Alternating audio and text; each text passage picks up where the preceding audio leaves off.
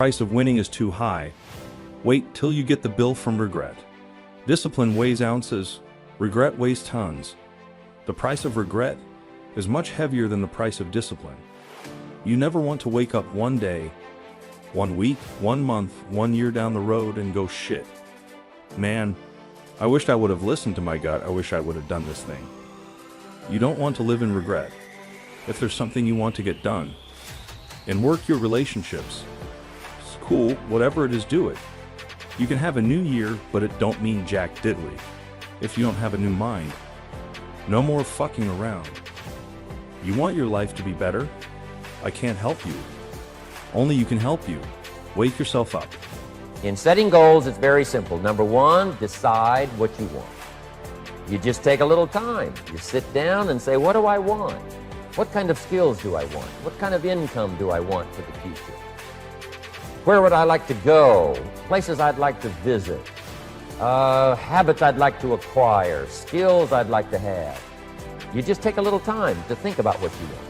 Economics, friendships, people you'd like to meet, places you'd like to go. You just take some time. And then I suggest, when you've thought about what you want for the future, make a list. Just jot it all down. It's really a very simple process. Get together with your family, your wife, your husband, your children, your business colleagues, and make it one of the major fundamentals in your life. Constantly setting, rearranging, evaluating, and strengthening the purpose of your goals. Self-confidence. Where does self-confidence come from? And this is the best advice I can give you on that. Not neglecting, first of all, the small daily discipline. Self-confidence really comes from feeling good about yourself. And one of the best ways to feel good about yourself is at the end of the day to know that you poured it on. You did your best. If you conducted a meeting, you did the best you could. If you made a phone call, it was the best phone call you could possibly make. If you wrote a letter, it wasn't a casual letter, it was your best letter. At the end of those kind of days, when you feel good about yourself, self-confidence starts to rise. You know that if you can have this kind of a good day, you can have another one the next day, and those days become the weeks become the months, and the month becomes a powerful year. Self-confidence comes from the lack of neglect. If you will not neglect to do the small daily disciplines. Means you need to walk. We need to be active. But now the question is, when you look at your 24-hour day, how much of this 24-hour day is it active? And how much of it is it like waiting, sitting, and passively observing? And Mr. Shelf gave me all kinds of examples on lifestyle. He gave me 2 phrases that helped change my life. In case you have to leave early, let me give you these 2 phrases. It'll be worth the price of coming and being here today. Just take these 2 phrases home, in case you have to leave early. Here's number 1. Shelf said, Mr. Owen, if you wish to be wealthy, study wealth. When he said that, I said, my gosh, I don't know anybody that studies wealth. Where am I going to learn it? He said, never mind, Mr. Owen, now that you've met me, if you'll be with me for a while, he said, and if you'll commit yourself, he said, I will teach you. And he taught me. He taught me the books. He taught me the stuff. Changed my life. By the time I was 31, I was a millionaire. The man taught me well. If you wish to be wealthy, well. If you want a new year and a new life, you don't need to start on January 1st. Start today. Right now. What do I really want in depth? What are the rituals that'll get me there? And then get yourself to start a few of those actions and lock them in place. If you make the changes in yourself, you're going to be proud this year. And no amount of money or accolades from other people can mirror the feeling of being proud of knowing you've taken back control of your life. Everything in life is always changing. We don't have to work on change. Change is automatic, but progress is not. So if you want to make real progress, you got to say, I got to take control of this process and not just hope it's going to work out. When you resolve this is how it's going to be, that's when you cut off any possibility, except the thing you've committed to. If you want to take the island, you burn the boats. 'Cause when you burn those boats, there's no going back. You're gonna find a way to make things work. You gotta do your best work when you're least motivated. Kids ought to be taught from the time they're just small what to do with a dollar. If a child has a dollar and goes and spends it, right away they've developed the wrong habit. And sure enough, if they continue those poor management habits over the first dollar, you can imagine they're probably going to do the same poor things with those same dollars when they get older. The plans we learn when we're small, sure enough, are most often the plans we follow the rest of our lives. What to do with your money and where to put it. We teach in the care and feeding of the goose that lays the golden eggs. You've got to be a happy taxpayer. You've got to make sure some of your money goes into financial institutions so that successful people can borrow it and start other businesses that employ more people. You've got to make sure that you give some of your money for charity. So for charity and for taxes and for savings and for the accumulation of capital, it's very important to have a management plan. When we come to an opportunity like Herbalife, especially multi-level network marketing, it is so dynamic, it is so powerful, and it is so possible in fortune making that sometimes people want to speed up the process by cutting the corners, by neglecting to do the right things, to cheat a little here, cross the line just a little bit, because then, it'll grow faster and you can cash in quicker.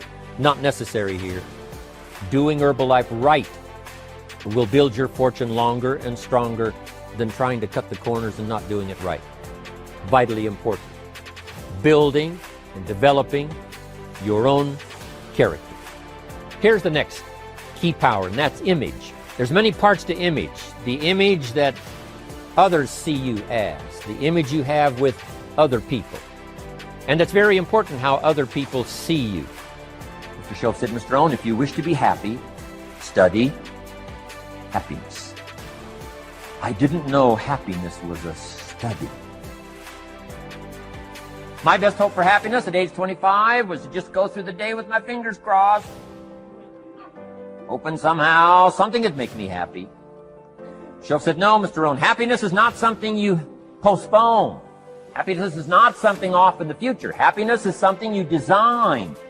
You've got to get the word. Happiness is something you design. Happiness is a study. Happiness is a practice. Happiness is an art. It's not an accident. It's an art.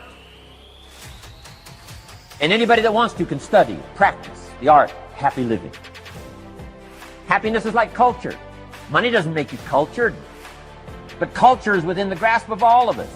Start with those two levels of balancing would already be enough. That simply means maybe you're too active in some parts and maybe you're too passive in other parts. No matter in what you are investing it, every one of us has 24 hours that we can work with. Any other skill that you can develop in this world, any skill must be nourished over and over again. And this is why there is the saying, for example, the real skill, the Kung Fu, what we call Kung Fu. Yeah, it's a skill attained by investing a lot of effort. There are only at 86,400 seconds in a day, and you gotta not only operate in them, you gotta do it fast. For some of you, you act as if you have another opportunity. I'm wired differently. Every opportunity is the last opportunity.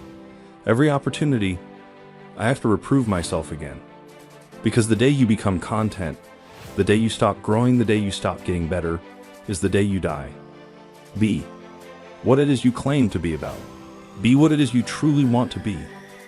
If you truly want to be successful, if you truly want to change your life, if you truly want to lose 50, 100, 200, 500 asterisk pounds, be about it today. You master the present. And when you get to the point where you start winning the day, then you start winning a week, and then you start winning a month, and then you start winning a year. Are you hearing what I'm saying? You got the bet on you. You believe in everybody else. You clap for everybody else. You support everybody else. But when are you gonna look in the mirror and believe in the damn person you see? It's about time for you to believe in you. because you got it. Most people try to design tomorrow and next week and next month in their head. They try to just decide what they're going to do. And most people don't even think that far ahead. They think, I have to get up in the morning and go to work, and that's about the extent of it. But a game plan for financial independence, a game plan for your work time, a game plan for your personal time. The family needs a game plan so that you won't miss some of the important things that are helpful to your life and to your success. The kids need a game plan. Mom needs a game plan. Dad needs a game plan. You need a business game plan. You need a game plan for your office. If you're in business, a game plan for your business. A detailed plan for the use of your work time. In the leadership seminar, we talk about how to put together this detailed plan for the day and for the week and for the month. How to stretch out a plan for 6 months and for a year. In doing business around the world, we found that you have to detail the plans in great detail. Otherwise, sure enough, you're going to miss something. Second question you must answer is, where am I from? Very important question. It's a tough question. As a matter of fact, humans have been trying to answer this question for over 2,000-3,000 years. Today, they have been even attempted to say that you are from monkeys. They talk about evolution, but they try to explain that you came from some big bang that caused some genetic coding in the slime, in the abyss of 6 billion years, and all this stuff they talk about. They're trying to explain where you're from. You see, until you know where you're from, you don't know who you are. What is your source? Where did you come from? It's a very important question. And the third question I have to answer is, why am I here? That's a tough question. Why were you born? Why were you conceived? Why are you on this planet right now? Why did you come to Earth? These are tough questions.